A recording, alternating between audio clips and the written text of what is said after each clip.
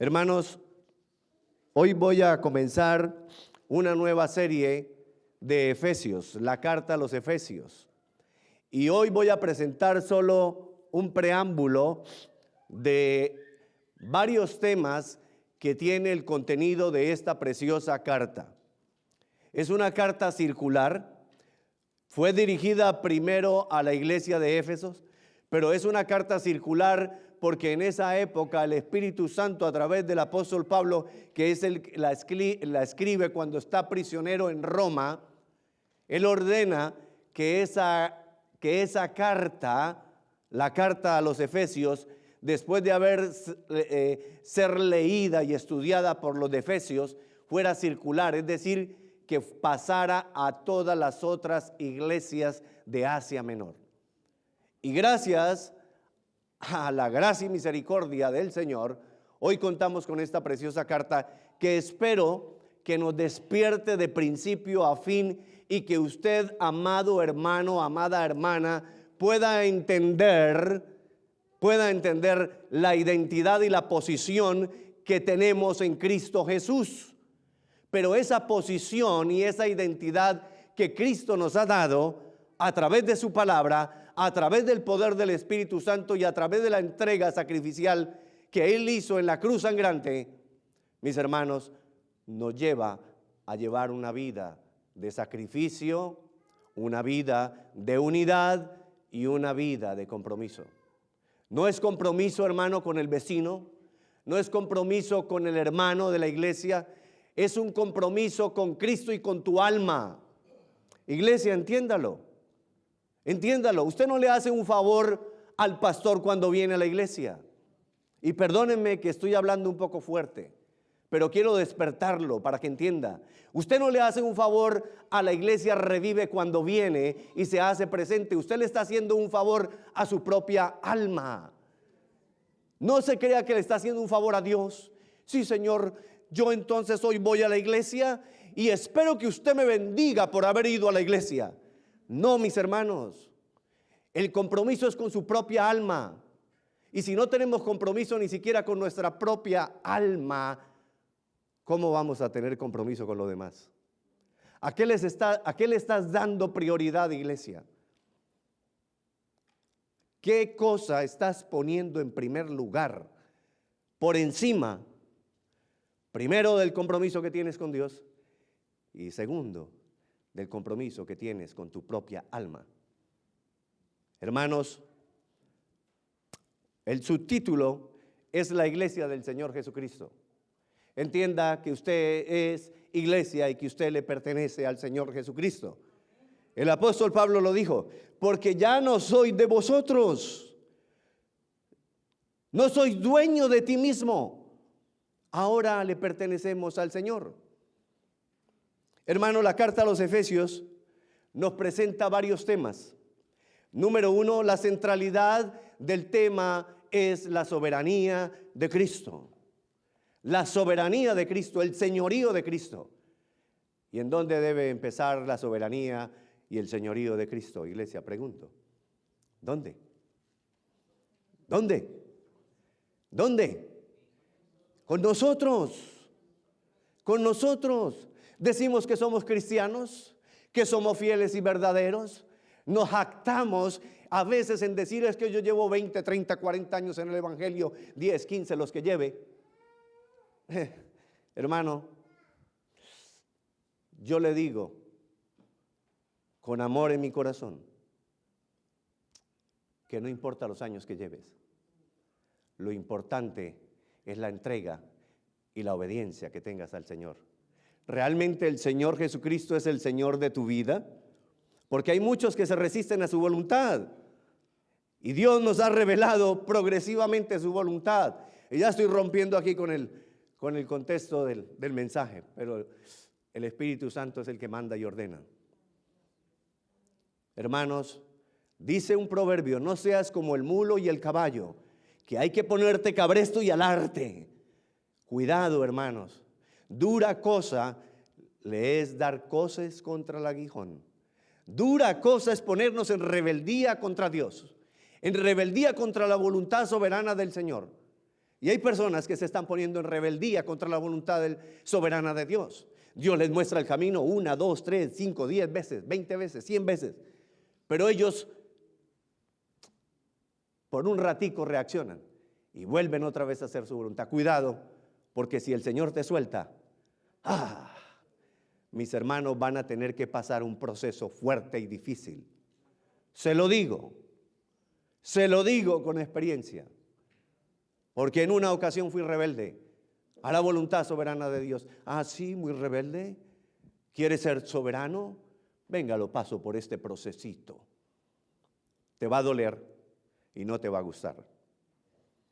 Hermanos, la centralidad del tema es la centralidad de la soberanía de Cristo, las implicaciones de la salvación, las bendiciones espirituales que recibimos en Cristo, los dones que Cristo reparte por la acción del Espíritu Santo en la iglesia, la unidad que produce la divinidad en la iglesia. Y yo quiero que usted a partir de este momento no piense en la iglesia como este edificio, piense en la iglesia como un cuerpo que es usted, como una parte como un miembro de la parte del cuerpo universal de la iglesia. Y lo primero que quiere el Señor traer a tu corazón y al mío es unidad en tu corazón, en la mente, en el corazón, en tus palabras, en tus acciones, en tu conducta, en tu comportamiento, en todo lo que haces. Tienes que tener una unidad. No podemos ser una contradicción como cristianos, mis hermanos. El otro tema es la ética que debemos seguir los cristianos creyentes. Y el último es el compromiso de cada miembro del cuerpo de Cristo. Así que la iglesia del Señor Jesús está llamada a vivir en sacrificio, en unidad y en compromiso. Hermanos, en relación con este tema, hay uno que nos llama poderosamente la atención y que regularmente está en el centro. Acuérdense lo que le dije: sacrificio, unidad y compromiso. Nos llama la atención la unidad, pero nos desagrada sacrificio y compromiso. Todo lo queremos lograr sin sacrificio y sin compromiso.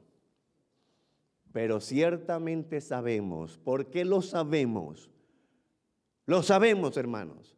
No nos hagamos perdónenme en usar esta palabra, no nos hagamos los tontos. De verdad, yo no sé en México qué tan pesada sea esa palabra, perdónenme. O no nos hagamos los bobos, como decimos en Colombia. No nos hagamos los inocentes. Es que yo no sé. Sí, lo sabemos. Sin sacrificio y sin compromiso, nada podemos tener. Hermanos, por tanto, el apóstol Pablo nos presenta el propósito del Padre Eterno.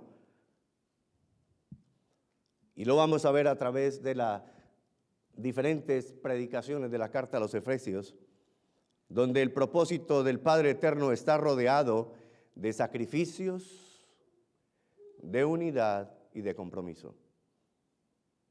¿Cuántos creen que Dios se hizo presente y vino y mostró sacrificio, unidad y compromiso? ¿Y por quién lo hizo? Aleluya. Vamos a la carta de Efesios. Y les repito, solo es un preámbulo. Voy a tocar algunos temas importantes. Efesios capítulo 1, verso 9 al 10. Ya me pasé 5 minutos de la introducción, así que voy a acelerar un poco para poder concluir a tiempo. Vamos a honrar la palabra santa del Señor y la leemos en el nombre del Padre, del Hijo y de su Santo Espíritu, y dice así. Escuchen lo que dice. ¿Quién es el que nos da a conocer el misterio de su voluntad? El Padre eterno. Escuchen, dándonos a conocer el misterio de su voluntad según su beneplácito, el cual se había propuesto en sí mismo. ¿Cuál era ese misterio? Verso 10, de reunir todas las cosas en Cristo, en la dispensación del cumplimiento de los tiempos, así las que están, escuchen, en los cielos como las que están en la tierra. Amén. Padre eterno, gracias te damos, Señor, por tu palabra. Gracias por tu guía, por tu Santo Espíritu. Señor, yo te suplico, yo te ruego, mi Dios amado, que despierte nuestros corazones. Oh, Señor, como le hablaste precisamente a la iglesia de Éfeso en la carta de Apocalipsis. Tengo algo contra ti porque has perdido tu primer amor. Señor mío, Padre eterno, Padre mío, Padre nuestro, yo te suplico, Señor, que tu Santo Espíritu y el poder de tu palabra avive en nuestros corazones, que despierte el amor que tú ya depositaste en nuestros corazones por tu iglesia, por tu palabra y por tu verdad, porque todo te lo pido en el nombre de Cristo Jesús. Amén y amén. Pueden tomar asiento, hermanos, gracias. Mis hermanos, nuestro Padre eterno nos ha revelado su buena voluntad progresivamente. Él nos la ha revelado progresivamente. Usted y yo sabemos cuando nos salimos de la voluntad soberana de Dios, porque el testimonio del Espíritu testifica a nuestro espíritu cuando nos estamos saliendo de la voluntad soberana de Dios. Cuando Él nos quiere llevar por un lado y nosotros necios, rebeldes. Hermanos, en el Antiguo Testamento, Dios anuncia la llegada de el Mesías, manteniendo en misterio. Llegaría un Mesías, pero lo mantuvo en misterio. La semana pasada, el pastor Serafín nos explicó lo que es un misterio, ¿verdad? Algo que está velado, algo que está en sombras, algo que se sabe que está ahí, pero no se ve, no se identifica. Y en Génesis 3 empezó la manifestación de ese misterio, de ese Mesías, y revela la urgencia de un redentor. Génesis 3, cuando Adán y Eva cayeron en pecado, desde ahí se está manifestando la urgencia de un redentor que llegará por medio de una mujer. Y allí hace la promesa: la simiente de la mujer derrotará, vencerá, destruirá a la simiente de la serpiente, el diablo Satanás. Y en el Nuevo Testamento, hermanos, nos revela entonces en Jesucristo la presencia misma de Dios, Emmanuel, Dios con nosotros, que se había una profecía que tenía cumplimiento y que se había profetizado 750 años antes de Cristo vestirse de humanidad y llegar aquí a la tierra como humano. El profeta Isaías lo profetizó en el capítulo 7, verso 14, solo para que lo tenga como referencia. Pero hermanos, resulta muy interesante, y yo quiero por favor que esté bien atento. Resulta interesante las palabras del Señor Jesús proclamando la gran comisión. Y solo se lo voy a dar como referencia, Mateo 28 a partir del verso 18. Y entonces es interesante porque el Señor dice, la palabra del Señor dice: y el Señor Jesucristo entonces acercándose a sus discípulos, les habló y les dijo: toda potestad me es dada en los cielos y en la tierra. Por tanto, id y haced discípulos. Hermanos, el Señor se acerca tan cerquita como puede. ¿Y por qué Dios no está con nosotros? Porque Dios se acerca y usted se aleja. Dios se acerca y usted se aleja. Usted retrocede. Usted retrocede. ¿Sabe por qué? Porque usted no quiere compromiso con las cosas santas del Señor. Porque usted no quiere comprometerse en la unidad perfecta del Padre, del Hijo y del Espíritu Santo. Porque usted le teme a perder los placeres de la vida. Mis hermanos, es la verdad. Es la verdad. Es la verdad. No estoy exagerando. Tenemos un modelo humano por debajo de Cristo, Moisés. La carta a los Hebreos da testimonio de Moisés en el capítulo 11, el capítulo de la fama de la fe, que dice de Moisés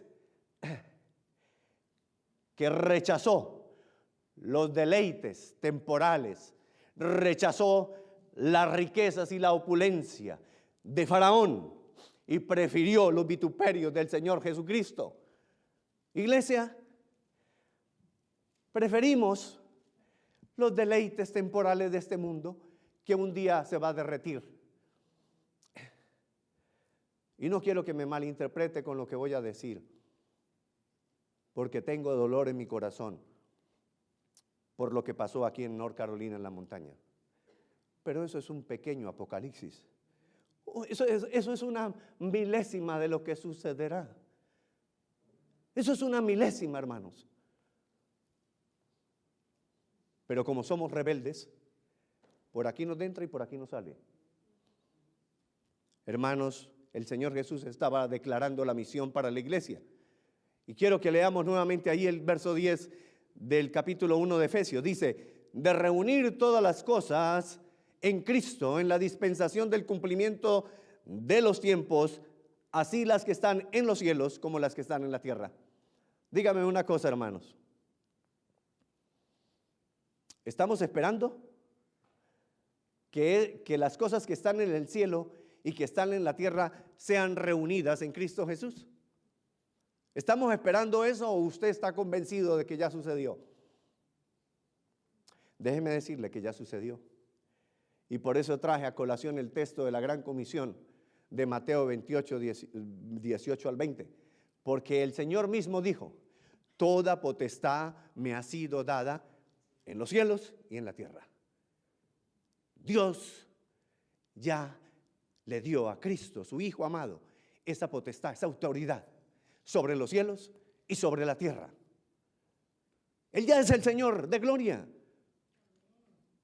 ¿Por qué te quieres enfrentar al Señor de gloria?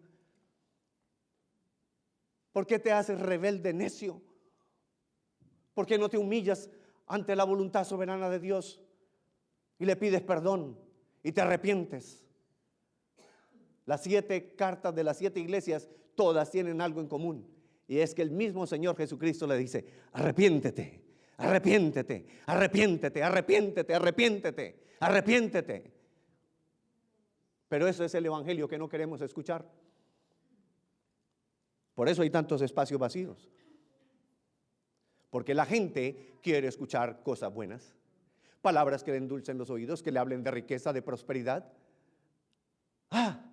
Pero les dicen, siembre, traiga, y se le va a multiplicar. Y ahí sí son amplios y bien generosos en meterse la mano al bolsillo y ponen todo lo que tienen. No porque lo quieren hacer, sino porque su corazón egocéntrico está esperando que le lleguen 100 veces más. Y caen en la trampa. ¿Sabe por qué? Porque son las concupiscencias que hay en los corazones, mis hermanos. La centralidad de Cristo como cabeza de la iglesia y Señor soberano en la tierra como en los cielos. El tema de Efesios, hermanos, es la soberanía de Dios, la soberanía de Cristo, el señorío de Cristo sobre tu vida. Y Pablo destaca la labor de unidad en los miembros de la Trinidad para cumplir ese objetivo. Así que este centro teológico gira en torno de la cristología, y ya le voy a explicar eso. Pablo lo expresa en la carta a los Efesios a través de 4 temas que son vitales para el establecimiento de la iglesia. Se lo voy a presentar a través de un diagrama, me tomó tiempo hacerlo, y el mensaje de aquí en adelante va a girar en torno de ese diagrama. En el centro tenemos la cristología. ¿Qué es la cristología? Todo lo que es la persona de Cristo, su obra redentora desde Génesis hasta Apocalipsis. Y en Cristo, que es la soberanía de Cristo, porque lo que quiso el Padre fue reunir todas las cosas en Cristo, las que están en los cielos y las que están en la tierra. Por eso la palabra dice que toda rodilla se doblará y toda lengua confesará que Cristo es el Señor, que Cristo es el Rey, que Cristo es el Padre eterno, el Dios glorioso, porque somos monoteístas, adoramos a un solo Dios, que se ha manifestado en 3 personas, pero los 3 son uno solo. No tenemos 3 dioses, tenemos uno solo. Hermanos, Y la centralidad de Cristo gira en torno de esos 4 temas. No me quedó muy redondo, pero no importa. Hermanos, el primer tema es la soteriología, ya se lo voy a explicar.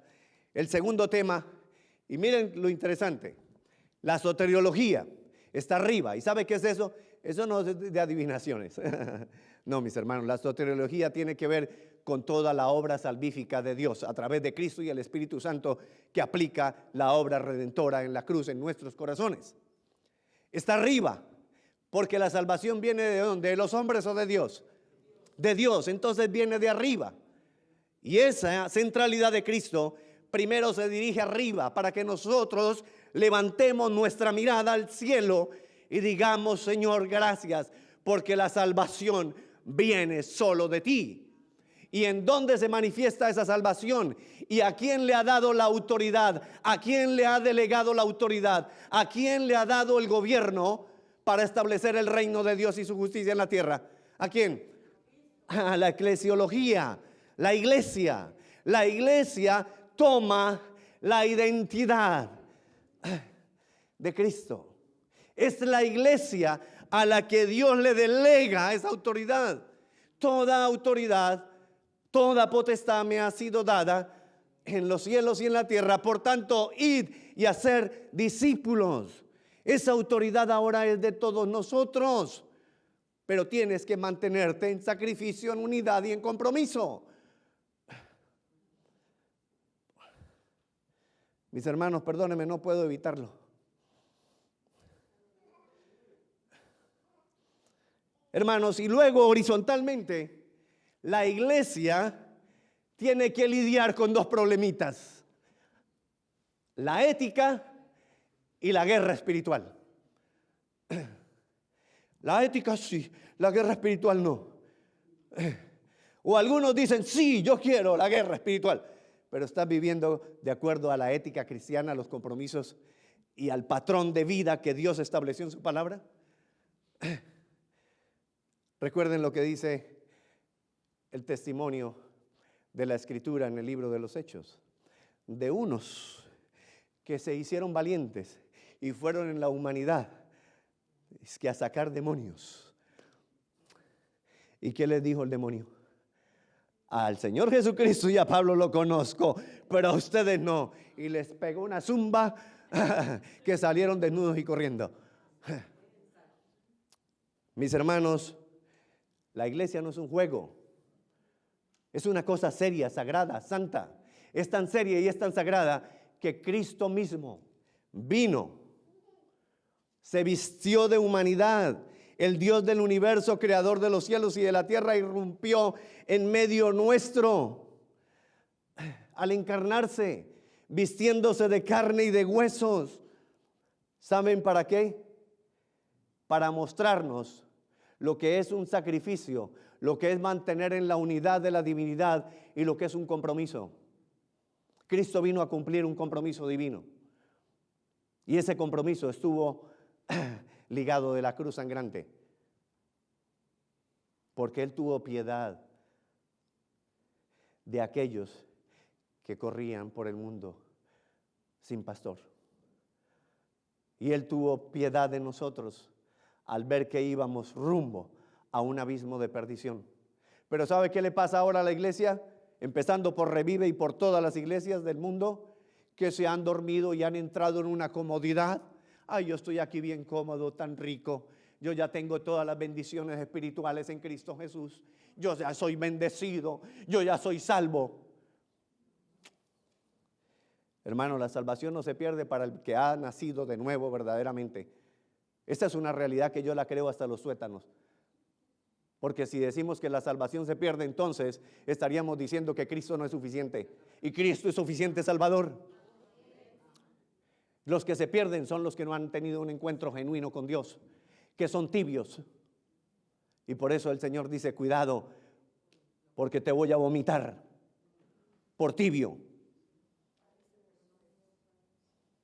Tienen apariencia de piedad, le dijo Pablo a Timoteo. Cuidado. Y Pedro también le dijo a las iglesias: Cuidado con esos que tienen apariencia de piedad. Mis hermanos, la iglesia no es un juego. La iglesia no es un juego. Y Cristo vino y vimos su gloria como gloria del unigénito del Padre, lleno de gracia y de verdad. Mire lo que dice Juan 1, 16, 18. Porque de su plenitud, escuchen hermanos, esto es poderoso. Espero, como dicen mis amados hermanos mexicanos, que le caiga el 20. Porque de su plenitud tomamos algunos, todos. Escuchen lo que dice. Porque de su plenitud tomamos todos y gracia sobre gracia. ¿Y cómo así que de su plenitud tomamos todo y gracia sobre gracia? Voy a empezar por lo último, gracia sobre gracia, porque Dios nos da la gracia de ser salvos. Y gracia sobre gracia, porque no solamente te da la oportunidad de venir a la salvación, sino que también te revela el misterio que estaba escondido desde la antigüedad, que es Cristo Jesús. Y no solamente lo revela, sino que lo implanta en tu corazón y en el mío, para que vivamos de acuerdo a la palabra de Dios, para que vivamos de acuerdo a sus estatutos, para que vivamos de acuerdo a sus principios y no de acuerdo a una sociedad mentirosa que cada día está más perdida. Y luego en el 18, en el 17 dice, pues la ley por medio de Moisés fue dada, pero la gracia y la verdad vinieron por medio de Jesucristo. La gracia y la verdad solo se encuentra en la centralidad de Jesucristo, mis hermanos. ¿Quiere buscar verdad? ¿Quiere buscar gracia? ¿Quiere buscar consuelo? ¿Y sabe qué hace el mundo? Te tira el anzuelito, la carnada. Ahí me voy a consolar. Entonces, como mi esposa está caprichosa y no me quiere complacer, pues aquí hay esta que me está pelando la muela y para allá voy.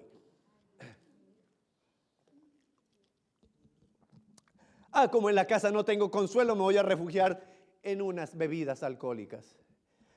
Como es que todo el mundo me desprecia porque el diablo te ha hecho mentira y te ha hecho convencer de que tienes un espíritu de orfandad, entonces vas y te refugias en las drogas.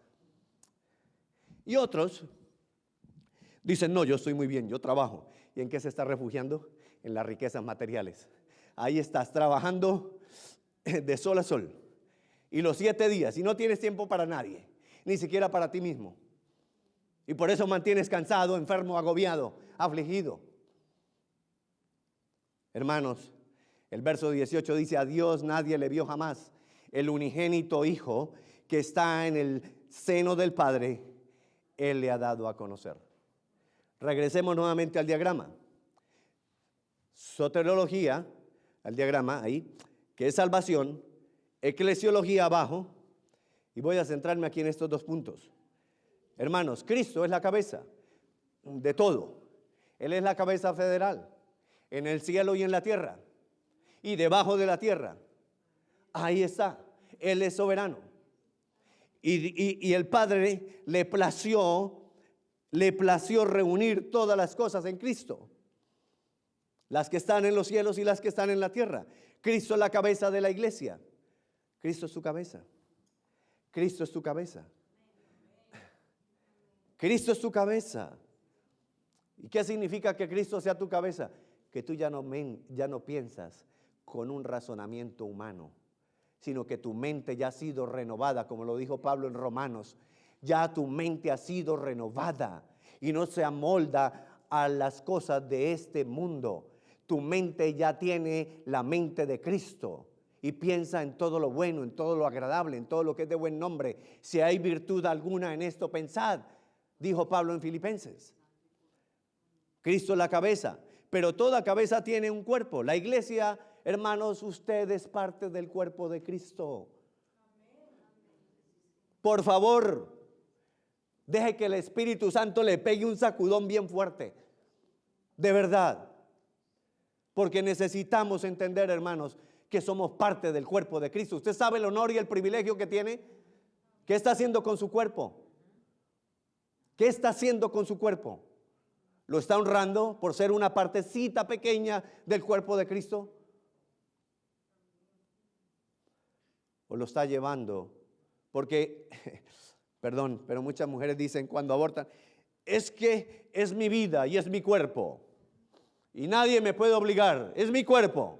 No, no es tu cuerpo, es el cuerpo de Cristo. Y muchos hombres, es que yo me tengo que ir a mirar esas cosas allí que son tan bonitas, en lo secreto, en el teléfono, en el computador. ¿Saben a qué me refiero? Se lo tengo que decir. ¿Sí saben o no? No escucho a los varones. ¿Saben o no saben? ¿Ah? Ahí sí se quedan mudos. La pornografía, papito lindo, para que le caiga. Sí. Sí. Eso. Entonces, mis hermanos, entonces viene toda la perversidad y la inmoralidad sexual. Pero recuerde que tú eres parte del cuerpo de Cristo. Y como Él es santo, Él santifica su cuerpo, que es la iglesia universal. Hermanos, ser iglesia demanda santidad y la santidad requiere apartarse. Apartarse. Eso es sacrificio. Uy, me gusta esto. Eso es como cuando alguien tiene diabetes y le encantan los dulces y los postres, pero él hace el sacrificio y dice, no, me niego a eso porque voy a cuidar mi salud. ¿Qué hay en tu vida que te deleita y que te atrae tanto? Dios lo sabe y usted también. Tiene que sacrificar ese placer y renunciar a eso para que tenga unidad con Cristo, unidad con el Espíritu, unidad con el Padre, y entonces va a ver que usted va a tener un compromiso serio con la iglesia. Mientras mantengamos en tibiezas, no va a haber compromiso. Por eso estamos viviendo en el tiempo de los jueces, donde cada quien hacía lo que mejor le parecía. Hermanos, es a través de la iglesia que Cristo despliega su poder y manifiesta su gracia. ¿Sabe por qué? Porque es un pacto divino. Cristo se entregó por la iglesia. Cristo se entregó por usted. Cristo se entregó por usted, brother. Cristo se entregó por mí, por cada uno de nosotros. La iglesia, voy a presentarles rápidamente 3 razones para que usted entienda la seriedad de la iglesia y el compromiso serio que debemos tener con la iglesia. 3 razones. Número 1, la iglesia es la asamblea de los elegidos y redimidos. Si usted está hoy aquí, es porque usted es uno de los elegidos y redimidos. Número 2, es en la iglesia que Dios reúne a los recreados en Cristo. 2 Corintios 5:17. ¿Cómo dice? Porque en Cristo Jesús las cosas viejas ¿qué? Pasaron. He aquí, todas son hechas nuevas. Somos una nueva criatura, una nueva recreación en el Espíritu Santo. El nuevo pueblo que Dios ha creado en Cristo, ¿sabe para quién? ¿Para que ustedes anden por ahí como se les dé la gana? No, Él nos ha recreado para Él. Y no estoy hablando de recreación, de diversión, estoy hablando de una nueva creación. ¿Por qué para Él? Porque Él quiere una iglesia santa, pura y sin mancha y sin arruga. Y es por esa iglesia que Él va a venir. ¿Te vas a quedar? ¿Quieres quedarte? Ninguno quiere quedarse, ¿verdad? Ninguno queremos quedarnos. ¿Y qué estamos haciendo para no quedarnos? Hermanos, en la iglesia Dios manifiesta unidad espiritual, el Espíritu crea la unidad, pero la iglesia tiene que mantenerla. La unidad la crea el Espíritu, Él es soberano, pero te ha dado una responsabilidad de mantener esa unidad, sacrificio, unidad y compromiso. Esa es la iglesia, hermanos, la portadora de la encomienda de la gran comisión, la proclamación de su evangelio, porque es poder de Dios para salvación. Recuerde nuevamente, Cristo en el centro, arriba la salvación y abajo en la tierra la iglesia. Y la iglesia es la que tiene el privilegio de proclamar la verdad soberana de Dios para salvación. ¿Lo estás haciendo? ¿Estás discipulando? ¿Estás proclamando la verdad? ¿O ni siquiera te la has aplicado a tu corazón? Vienes cada domingo, escuchas, El domingo tienes unas horitas que el espíritu redarguye y por la noche o al siguiente día sigues en las mismas andadas. Mire lo que dice primera de Timoteo 1, 15, 16. Palabra fiel y digna de ser recibida por todos. Y escuchen cuál es la palabra fiel y digna de ser recibida por todos. Que Cristo Jesús vino al mundo para salvar a los pecadores, de los cuales, dijo Pablo, yo soy el primero, y yo hago eco de eso.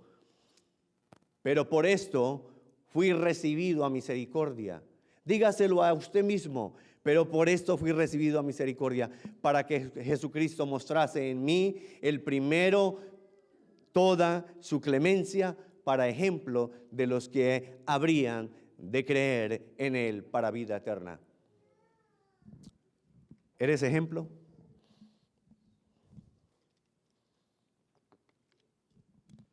¿Eres ejemplo, iglesia? Gloria a Dios si lo estás haciendo. Gloria a Dios. Hermanos, regresemos nuevamente al diagrama.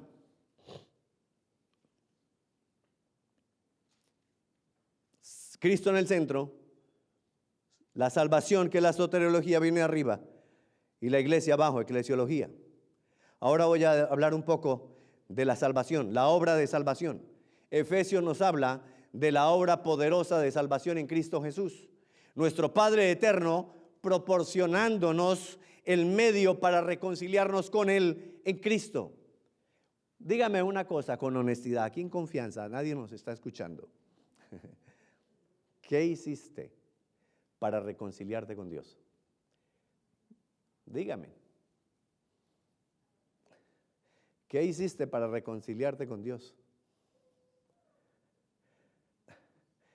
Así tenemos que quedarnos mudos, porque no hicimos nada, nada. Ni siquiera el arrepentimiento es de nosotros, porque el arrepentimiento, dice en Hechos, es un don de Dios. Porque Pedro dijo, a los gentiles también le ha dado Dios el don del arrepentimiento. ¿La fe es nuestra? No, es un don de Dios. ¿La salvación es nuestra? No, es un don de Dios, es por gracia. De principio a fin la salvación es de Dios, mis hermanos. Mire, rápido, Efesios 1, 3, 4 y luego el 7. Bendito sea el Dios y Padre de nuestro Señor Jesucristo, que nos bendijo con toda bendición espiritual en los lugares celestiales en Cristo. Verso 4, según nos escogió en Él, en Cristo. ¿Cuándo? Antes de la fundación del mundo. ¿Para qué? Para que fuésemos santos y sin mancha delante de Él. ¿Y estamos siendo santos ahí nomás, delante de Él? Que el Espíritu le hable. ¿En quién tenemos? En Cristo. Redención por su sangre y el perdón de pecados según las riquezas de su gracia. Según las riquezas de su gracia. Hermanos, Dios es rico, inmensamente rico. Y por eso dice también el apóstol Pablo que es imposible entrar a esos tesoros inescrutables de la abundante riqueza de Cristo. Tiene tanta riqueza. Y Él no te dio una partecita, Él te dio las riquezas, todas se las entregó. Todas me las entregó. ¿Y por qué vivimos como mendigos espiritualmente hablando? ¿Por qué? Porque usted y yo no estamos tomando la posición de autoridad que Cristo ya ganó para nosotros y que nos la ha dado a través de la iglesia, a través de su palabra, a través del Santo Espíritu de Dios. Mire lo que dice, solo como referencia en 2 de Corintios 8:9, porque ya conocéis la gracia de nuestro Señor Jesucristo, que por amor a todos ustedes se hizo pobre, siendo rico para que vosotros con su pobreza fuereis enriquecidos. No digas que eres pobre. No digas que tienes carencias. Si tienes carencias es porque no te has apropiado de las abundantes riquezas de Cristo. Él se hizo pobre para que nosotros nos enriqueciéramos espiritualmente. ¿Qué pasa, iglesia? ¿Por qué no despertáis? ¿Por qué seguís dormida? Muchos se quedan allí En sus casas el domingo flojos, perezosos, durmiendo. Ni siquiera son capaces de levantarse el día domingo temprano, hacer ese sacrificio y venir a la iglesia. A las 9 en punto esta casa tendría que estar llena. Pero no pasa, porque somos flojos, desagradecidos con lo que Dios ha hecho. Efesios nos dice que la iglesia conforma la familia de Dios. Hermanos, usted es familia de Dios. Y déjeme decirle, sé que aquí hay gente rebelde, pero sé que también hay personas que están sufriendo en silencio. Y ya le voy a decir por qué. Efesios 2:19, así que ya no sois extranjeros ni advenedizos, sino conciudadanos de los santos y miembros de la familia de Dios. La iglesia de hoy necesita con urgencia vivir una vida, en primer lugar, de unidad y en segundo lugar de compromiso, iglesia. Unidad y compromiso. Yo soy comprometido, no, el que más está comprometido, ni siquiera llegamos al 20%. Y Dios quiere todo o nada. Es al 100%. Iglesia, es al 100%. Porque la iglesia, bajo la autoridad divina, vive una guerra espiritual, pero al mismo tiempo se mantiene siguiendo los principios éticos cristianos establecidos en su bendita palabra. Y voy a cerrar aquí. Y quiero que veamos nuevamente el diagrama. Mire, salvación, iglesia, guerra espiritual, ética. Ahora quiero que le demos al diagrama un giro de 90 grados. Un giro de 90 grados, Carlita. Ahí está. Entonces, ahora tenemos a la iglesia que tiene dos problemas. Uno arriba y el otro abajo. ¿Y cuál es el de arriba? La guerra espiritual. ¿Y cuál es el de abajo? La ética. Hermanos, si usted no lo sabía, usted está en medio de una batalla espiritual. Y dije hace un momento que aquí hay personas que están sufriendo en su corazón. El Espíritu hoy me lo hizo sentir. ¿Por qué? Porque están viviendo en su casa una verdadera guerra espiritual. Esposos rebeldes que no quieren recibir el señorío de Cristo. Esposos que maltratan a su esposa. Y esa mujer está sufriendo esa guerra espiritual. Y hoy yo quiero decirle a esa mujer que Dios te ha dado las herramientas y te ha vestido de autoridad para que venzas con el poder de la palabra de Dios. No estás sola, Dios, Emmanuel, está contigo. Y esos hombres que están luchando porque las mujeres se resisten a venir a la palabra de Dios, porque están atrapados o atrapadas por los deleites temporales, por la vanidad del mundo, por la fiesta, la parranda. Hoy le dice la palabra de Dios, no yo, la palabra, que si eres cristiano estás en una guerra espiritual y esta batalla está aquí, en tu mente. ¿Te vas a dejar dominar por los dardos del enemigo o te vas a poner, como dice Efesios, el yelmo de la salvación y vas a tomar el escudo de la fe con el cual puedes apagar los dardos del enemigo? Pero tiene que haber sacrificio, unidad y ¿qué más? Y compromiso. ¿Por qué el diablo está haciendo fiesta con los cristianos? Porque les falta entrega, que es sacrificio, porque les falta unidad con el Espíritu y porque no tienen ningún compromiso. ¿Sabe cómo muchos creen que es la iglesia? Menos que un club social, menos que un club social, donde entran y salen cuantas veces les da la gana. Hoy voy, dentro de un mes vuelvo. Los estudios bíblicos por ahí de vez en cuando me uno. Hermanos, voy a hablar aquí para cerrar de lo que es esa guerra espiritual y la ética, con dos textos que nos da la misma carta a los Efesios. Si le damos al diagrama entonces ese giro, ya sabemos. Efesios 3:10, mire lo que dice. Para que la multiforme, escuchen lo que dice, para que la multiforme sabiduría de Dios sea ahora dada a conocer por medio de ¿quién? ¿A quién? a los principados y potestades en los lugares celestiales. Hermanos, la multiforme sabiduría de Dios está en tu corazón con la presencia misma del Espíritu Santo. Estás en una guerra espiritual y tu deber como iglesia es manifestar no solamente la multiforme sabiduría de Dios, sino el poder del Espíritu Santo. Ese poder que resucitó a Cristo de entre los muertos es el mismo que tú tienes y yo tengo. Y ese poder del Espíritu Santo es el que te empuja, el que te reviste de autoridad, de poder, de dominio, para vencer las huestes espirituales de maldad. Pero aquí en la tierra también tenemos un problema, y es la ética. Mire lo que dice Efesios. La ética es la forma en que cada uno de nosotros tenemos que vivir. Efesios 5, 18, 20 dice: no os embriaguéis con vino, en lo cual hay disolución. Antes bien, se llenos del Espíritu Santo. ¿Sabe por qué no podemos caminar en integridad? ¿Saben, iglesia, por qué nosotros no podemos caminar en una ética cristiana fiel, genuina y verdadera? Porque no estamos llenos del poder del Espíritu Santo de Dios. Pero si Él ya lo dio, tú estás bloqueándolo. Tú estás viviendo una vida desordenada, una vida que no le agrada a Dios, que no le agrada al Espíritu. El Espíritu no puede estar en una casa mugrienta. ¿A cuántos de ustedes les gusta llegar a su casa y ver, como dicen en México, un despapalle? Ver un tiradero por todos lados. ¿Usted quiere dormir en medio de una cama llena de mugre, maloliente? Dígame, ¿usted quiere estar en una casa que apesta?